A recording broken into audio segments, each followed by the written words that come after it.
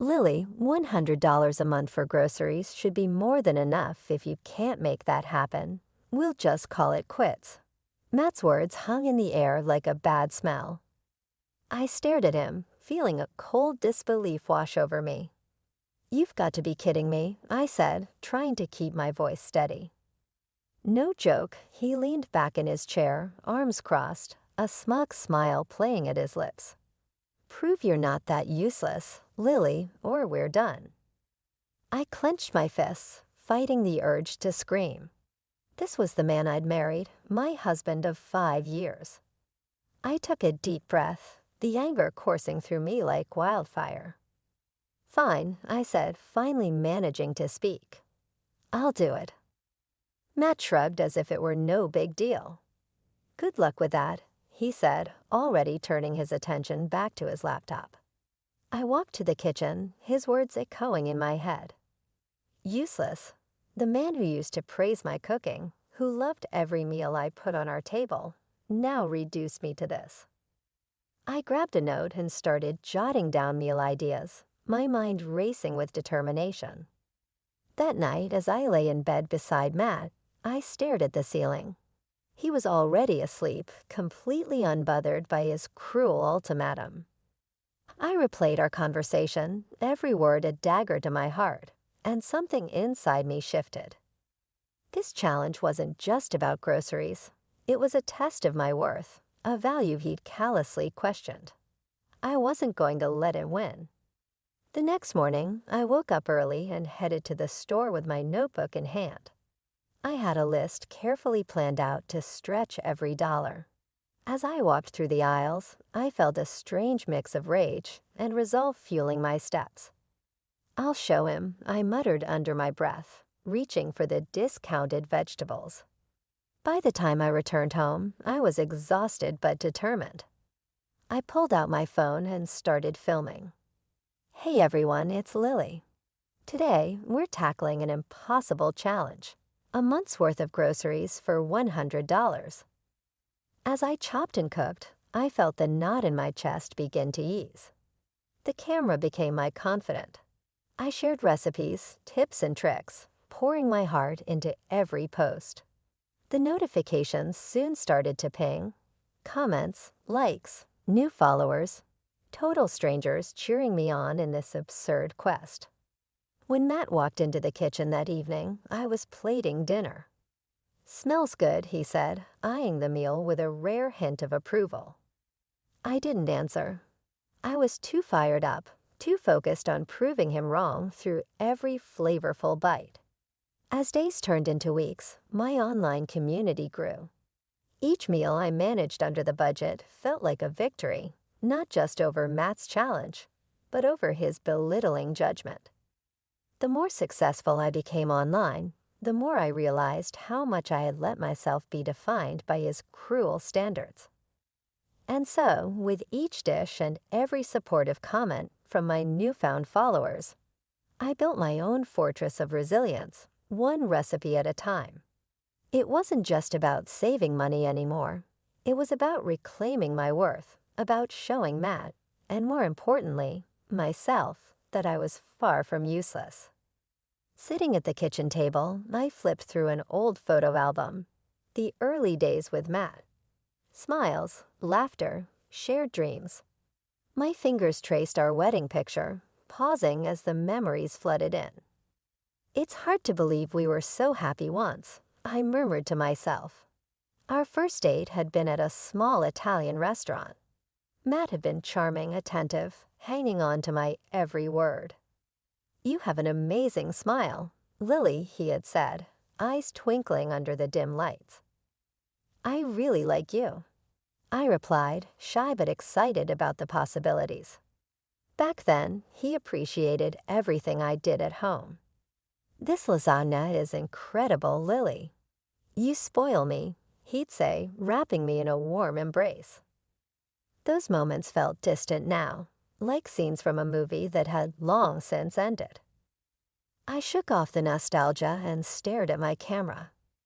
My growing hobby on social media has become my refuge. "Hey everyone, it's Lily again. Today, I'm sharing my favorite lasagna recipe.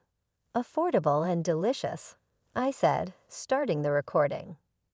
Cooking had always been my joy, and sharing it on social media was a way to reclaim a piece of myself. As I cooked, memories of Matt and me laughing in the kitchen played in my mind. He used to help me chop vegetables, sneaking kisses in between. But that laughter had been replaced by his cold eyes and harsh words. Scrolling through old photos, one caught my eye. A candid shot of me giggling as Matt tried to flip a pancake. The warmth of those days, the sincerity in his laughter, where had it gone? My phone buzzed, snapping me back to reality. A notification. More followers, more support. Cooking for strangers who valued my tips more than Matt had in years felt strange yet rewarding. Each comment cheered me on. "You're amazing, Lily. These recipes save me so much." While my social media presence blossomed, Matt became more distant. He spent late hours at work, giving me a generic apology when he'd bothered to offer one. "Sorry, Lily, big project. You understand," he'd say dismissively, planting a kiss on my forehead before retreating to his phone. With cooking videos and the supportive online community, I found myself less concerned about Matt's coldness. I replied to comments like I was catching up with old friends. "Thank you. I'm glad you enjoyed the recipe." One afternoon, I set up my camera for another video when an idea struck me. I opened the fridge and checked its sparse contents. Let's make something amazing with what we've got. Watch how we turn these scraps into a feast, I declared, hitting record. It was both a challenge and a defiance against Matt's cruel test. That night, as I set the table with a humble but delicious dinner, I waited for Matt's reaction. "This looks good," he said grudgingly, eyes not meeting mine. The praise felt hollow, almost mocking. But inside, I knew I was more than his cruel words. With every dish I shared, with every follower gained, I rebuilt my confidence. Matt would come home later and later, and the man in those happy photos felt like a stranger. But I found solace in my own growth and the strength I never knew I had. We used to laugh together, dream together. Now our home was silent except for the click of my camera and the buzz of notifications. The world cheering on a woman determined to rise above betrayal. It started slow at first. Matt's missed dinners, the cold shoulder, the excuses wrapped in important business meetings. I would wait at the table, the meals I worked hard on growing cold. Frustration bubbled under my skin. One night, he walked in well past midnight, the scent of perfume lingering around him. I sat on the couch, the dim light from the TV casting shadows across his face. Late again, I noted aloud, not even trying to mask the bitterness. "Work, Lily, you know how it is." He replied curtly, not even offering an apology this time. I watched him walk to the bedroom, anger twisting in my gut. Resolute, I logged into my social media accounts instead. The numbers had climbed again, more followers, more engagement. People were genuinely interested in my recipes, not because they had to be, but because they wanted to be. "Hang in there. You're doing amazing, Lily," one follower commented, lifting my spirits in small yet meaningful ways.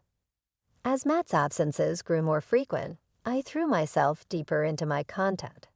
Each meal, each new recipe shared, became my silent rebellion. It was more than cooking, it was proof of my worth. I filmed everything, from budget-friendly gourmet meals to heartfelt kitchen hacks. The community's love and support started filling the void Matt left. "Hey guys, today we're making a $5 feast," I said into the camera, a determined smile on my face. Despite everything, I felt a strange sense of empowerment. Each new like and comment validated my efforts. But the doubts still nagged at me. One afternoon, as I chopped vegetables for a new video, I broached the subject that had been on my mind. As Matt walked in the door, I turned to face him. "Matt, have you thought about starting a family?" I asked, voice steady though my heart raced. He looked at me like I had just suggested the most ridiculous thing imaginable.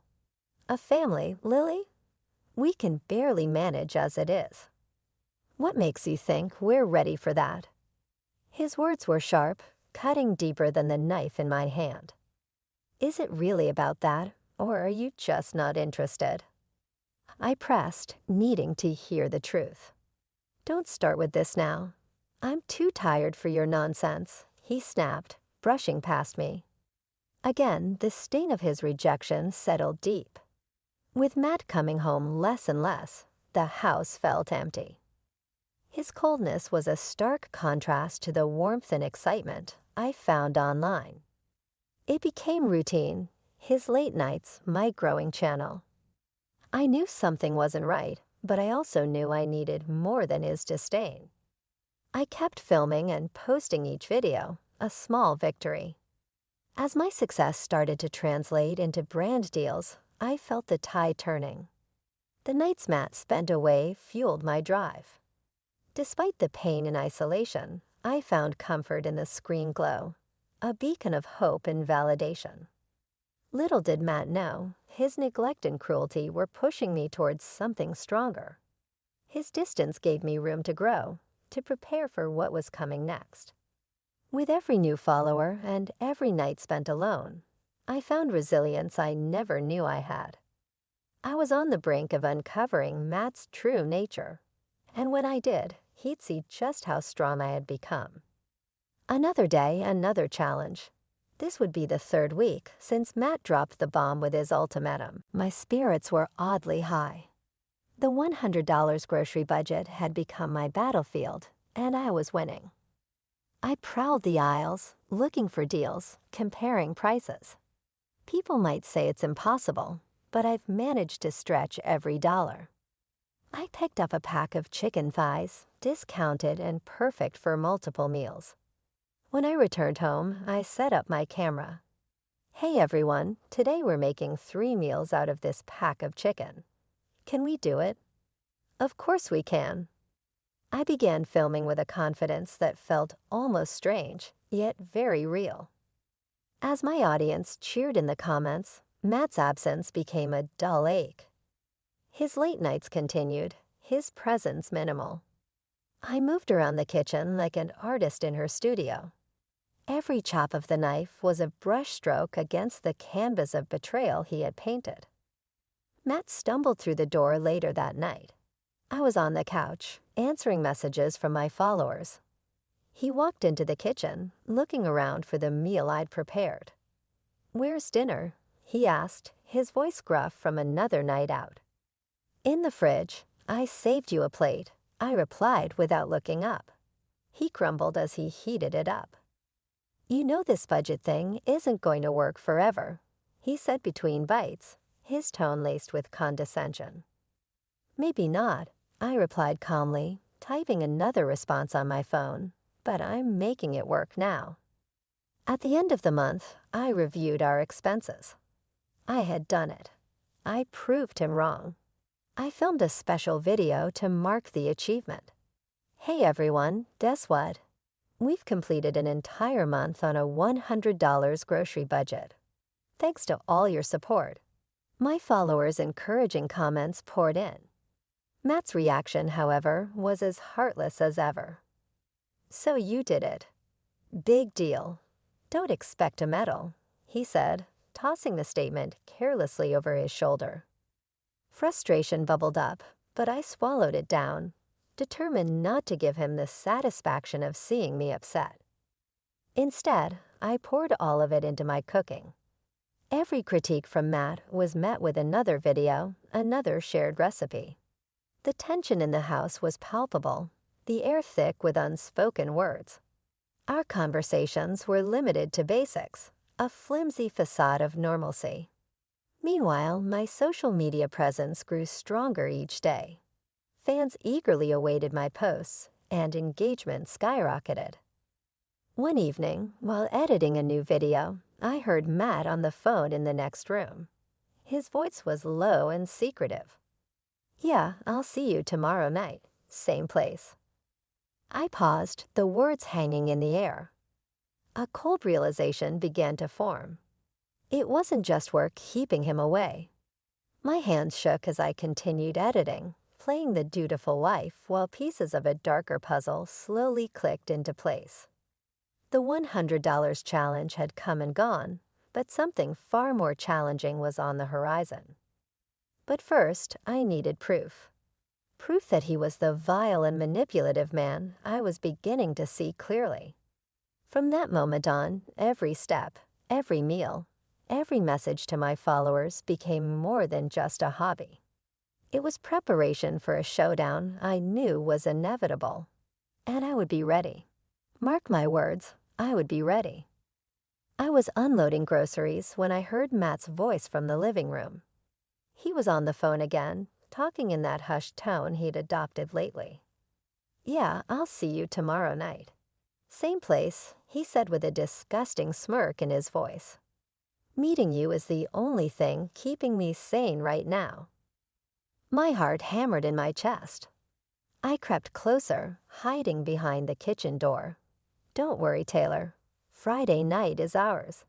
She thinks it's another late meeting. I felt the blood drain from my face. Matt was having an affair. My body moved on autopilot, arranging groceries while my mind raced. I needed proof. Later that night, lying next to the man betraying me, I stared at the ceiling, feeling the weight of his deceit. But instead of falling apart, I felt a steely resolve harden within me. I reached out to my growing community online for the strength to follow through. The next day, I called a private investigator. "I need your help," I said, clutching the phone tight. "I think my husband is cheating on me." "Let's meet. I can discuss what we'll need to do," he responded, his voice firm yet kind. After our meeting, the investigator began his work. While he gathered evidence, I threw myself back into my cooking videos on social media. I smiled and shared, all while piecing together the destruction Matt was bringing into our lives. As I documented recipes, the investigator gave me regular updates. He's definitely involved with someone named Taylor. They've been meeting at the same hotel every Friday night, he informed me one evening. It stung, but I kept calm. "Thank you." "Keep digging," I replied, determination underscoring every word. The evidence piled up quickly. Photos of Matt with Taylor, incriminating text messages, receipts for lavish dinners and gifts. It was sickening. Each new piece of information was both a dagger to my heart and a nail in his coffin. On the Friday of their next rendezvous, I put on my dinner table smile as Matt prepared to leave. "Big project tonight?" I asked sweetly. "Yeah, don't wait up," he said, not meeting my eyes. "Of course. Good luck," I replied, feigning innocence. Once he was gone, I sat down with the evidence, feeling a strange mix of emotions. There was anger, betrayal, and something else, relief. His demand for the $100 grocery budget, his absence, his coldness, it all made sense now. I stared at the pile of proof before me. The private investigator had even gathered videos of Matt laughing intimately with Taylor, looking at her the way he used to look at me. The anger simmered, but I held it back. The next morning, I confronted Matt, evidence spread out on the table. "Care to explain this?" I asked, my voice steady but cold. His face went pale, eyes widening as he took in the photos and texts. "It's not what it looks like," he started, but I cut him off. "Save it. I know everything about Taylor, about the money you've been wasting on this affair. You thought making me stretch $100 would distract me." He opened his mouth, but no words came. The shock, the guilt, the realization of what he'd done, it was all written on his face. "From now on, you're on your own," I said, packing the evidence into a folder. "I'll be talking to a lawyer. We're done, Matt." As I walked away, I felt lighter, stronger. Out of Matt's betrayal, I had found my own power. And this was just the beginning. The next morning, I woke up before dawn. The weight of what I'd uncovered gave me no rest. But today was different. Today wasn't about waiting. It was about action. As Matt stumbled into the kitchen, barely awake, he didn't even glance at me. "Where's my breakfast?" he growled, his usual demands cutting through the silence. I met his eyes with an icy stare. "You want something to eat." I tossed a crumpled $2 bill on the table. "Here's $2. Get yourself some cheap junk. Figure the rest out yourself." He froze, confusion and anger flashing across his face. "What do you mean?" "This is ridiculous," he protested. "Ridiculous. You think your affair is ridiculous. I know everything, Matt. Taylor, the hotels, the money you've wasted." I threw the folder of evidence onto the table, its contents spilling out. His face turned sickly pale. "Lily, I can explain," he pleaded. "No, you can't." I kept my voice firm, every word a blow to his crumbling facade. "You pushed me to prove my worth, you tested me. Now it's my turn." I watched him scramble to find words, any words. But there was nothing left to say. I reveled in the silence, then turned and walked away, leaving him amidst the evidence of his betrayal. Once I was out of the house, I called my lawyer. "I need to file for divorce, and I want to make sure he pays for what he's done," I told her. My lawyer, Sarah, didn't miss a beat. "Gather all financial records, any proof of infidelity, anything that shows misconduct. We'll make sure he gets what he deserves." Armed with her guidance and my newfound determination, I dove into preparing my case. At the same time, my social media following was buzzing. Subtly, I started sharing snippets of my story without mentioning Matt directly. Sometimes life throws challenges that test our strength. I posted alongside a photo of a simple yet elegant meal. The comments overflowed with support, my online community rallying around me in ways I'd never expected. Each day, I became more focused. Sarah and I met regularly, carefully piecing together the case that would ensure justice. Meanwhile, Matt's attempts at reconciliation became more desperate. "Lily, can we talk?" he pleaded one evening, blocking my path in the hallway. "There's nothing to talk about," I replied, pushing past him with a cold stare. His workplace caught wind of his affair soon after. Whispers and side glances followed him in the office. Taylor, now exposed, tried to keep her distance, leaving him more alone than ever. As my cooking brand continued to rise, I felt the tide shifting. My focus wasn't revenge for its own sake. It was reclaiming my life, my worth. I plunged into new projects, developing recipes, and making plans for a future without Matt. On the day of our court hearing, I walked into the courthouse with Sarah by my side. Matt looked gaunt, defeated. The evidence was overwhelming, and the judgment was swift.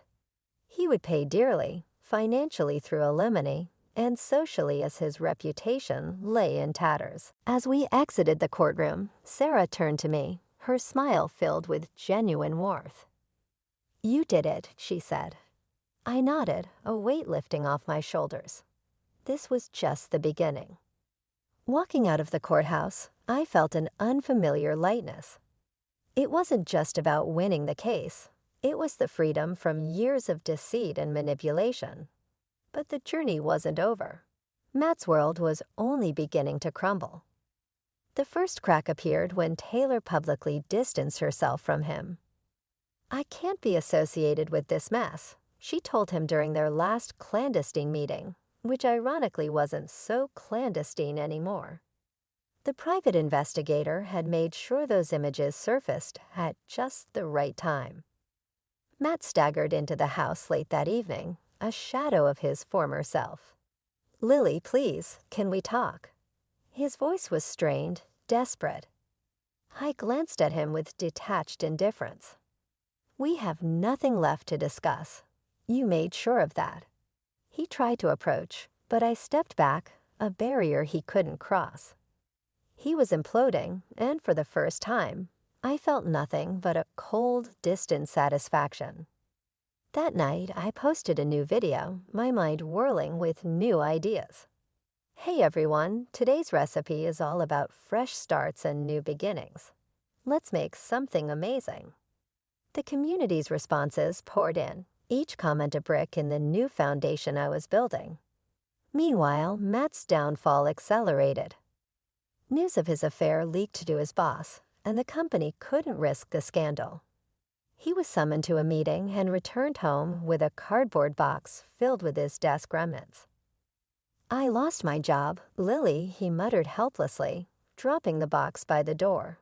"Not my problem," I said, not even bothering to look up from my laptop. I was deep into planning my next online event, a cooking class live stream that was already attracting sponsors. Days turned into weeks, each one worse for Matt. Without his job, his income plummeted. The judgment from the court added a financial strain he couldn't handle alone. His so-called friends vanished, each slipping away to avoid the mess he had become. One evening, sipping coffee in my new favorite cafe, I received an email. My first cookbook was officially published and ready for pre-order. I could hardly contain my excitement. I shared the news with my followers, the comments overflowing with encouragement and pride. Returning home, I found Matt rummaging through old bills, his despair palpable. "I don't know how to fix this, Lily," he said, tears brimming in his eyes. "That's your mess to clean up," I replied coolly. "You brought this on yourself." Watching him unravel was a stark reminder of the man he truly was. A man who tried to break me but ended up shattering himself. I felt a strange sense of closure. Moving forward, I immersed myself in new projects, cooking segments, sponsorship deals, and community events. Each success was mine alone, a testament to my resilience. Matt moved out a month later, defeated and broken. The house, now silent without his toxicity, became my sanctuary. I redecorated, shifting from old memories to new aspirations. From the ashes of betrayal, a stronger me had emerged. With my growing brand and supportive followers, I was ready to embrace a future untethered from the past. My story wasn't about revenge or loss anymore. It was about rebirth, a new chapter waiting to be written. The first morning in my new apartment was surreal. Sunlight streamed through the windows, casting a warm glow over the minimalist furniture I'd carefully chosen. The space felt fresh, free from the shadows of the past. I brewed a cup of coffee and took a deep breath.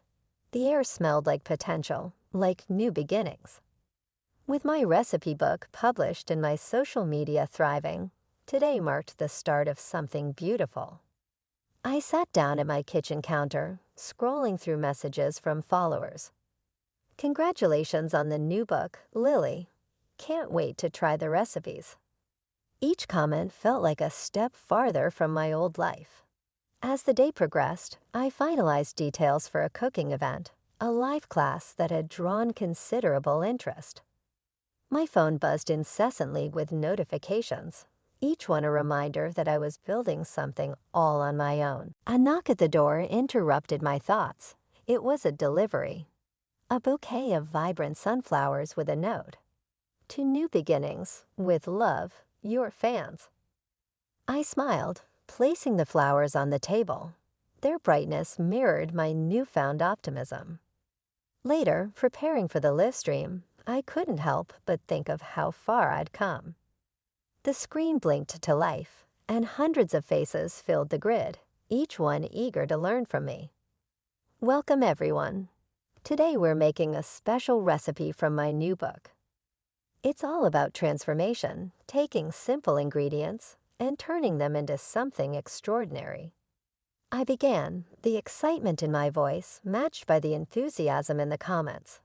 The interaction was electric, each step met with applause, each tip eagerly absorbed.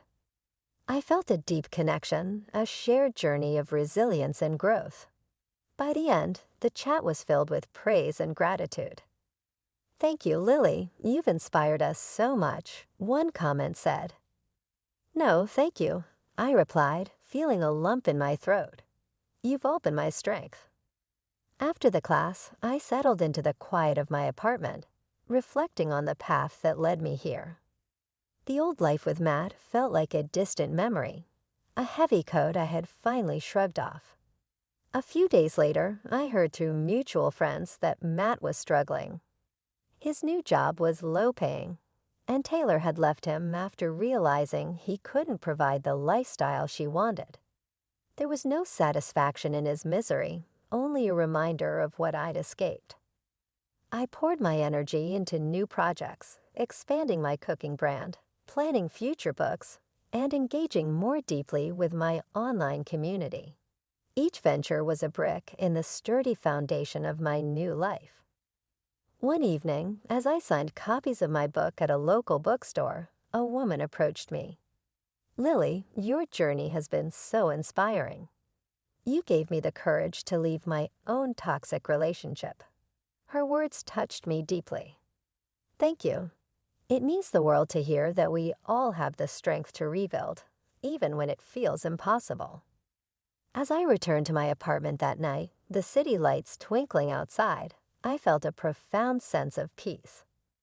The woman's words lingered in my mind, solidifying my purpose.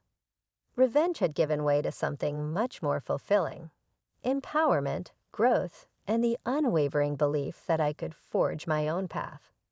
My past with Matt was a chapter closed, and I was ready to write the rest of my story, one filled with hope, resilience, and endless possibilities.